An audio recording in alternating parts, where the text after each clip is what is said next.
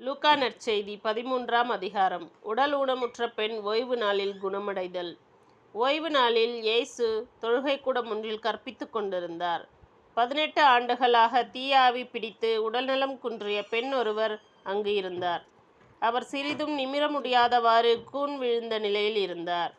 இயேசு அவரை கண்டு அருகே கூப்பிட்டு, அம்மா, உமது நோயிலிருந்து நீர் விடுவிக்கப்பட்டுள்ளீர் என்று கூறி தம் கைகளை அவர் மீது வைத்தார். உடனே அவர் நிமிர்ந்து கடவுளை போற்றி புகழ்ந்தார். இயேசு ஓய்வு நாளில் குணமாக்கியதைக் கண்ட தொழுகைக்கூட தலைவர் கோபம் கொண்டு மக்கள் கூட்டத்தினரை பார்த்து, வேலை செய்ய 6 நாள்கள் உண்டே, அந்நாள்களில் வந்து குணம் பெற்று கொள்ளுங்கள், ஓய்வு நாளில் வேண்டாம் என்றார். ஆண்டவரோ அவரை பார்த்து, வெளிவேடக்காரரே, நீங்கள் ஒவ்வொருவரும் ஓய்வு நாளில் தம் மாட்டையோ கழுதையையோ தொழுவத்திலிருந்து அவிழ்த்து கொண்டு போய் தண்ணீர் காட்டுவதில்லையோ? பாருங்கள், ஆபிரகாமின் மகளாகிய இவரை 18 ஆண்டுகளாக சாத்தான் கட்டி வைத்திருந்தான். இந்த கட்டிலிருந்து இவரை ஓய்வு நாளில் விடுவிப்பது முறையில்லையா என்று கேட்டார். அவர் இவற்றை சொன்னபோது அவரை எதிர்த்த அனைவரும் வெட்கப்பட்டனர்.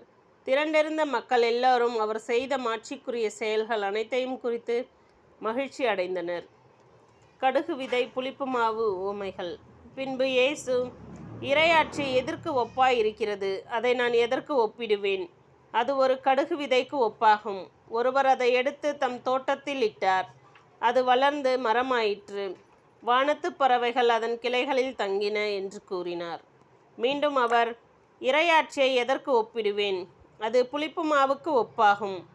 பெண் ஒருவர் அதை எடுத்து 3 மரக்கால் மாவில் பிசைந்து வைத்தார். மாவு முழுவதும் புளிப்பேறியது என்றார். இடுக்கமான வாயில். இயேசு நகர்கள் ஊர்கள் தோறும் கற்பித்து கொண்டே எருசலேம் நோக்கி பயணம் செய்தார். அப்பொழுது ஒருவர் அவரிடம், ஆண்டவரே, மீட்பு பெறுமாறு சிலர் மட்டும் தானா என்று கேட்டார்.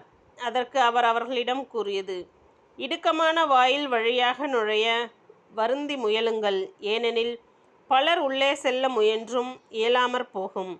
வீட்டு உரிமையாளரே, எழுந்து கதவை திறந்துவிடும் என்று கேட்பீர்கள். அவரோ, நீங்கள் எங்கிருந்து வந்தவர்கள் என எனக்கு தெரியாது என பதில் கூறுவார்.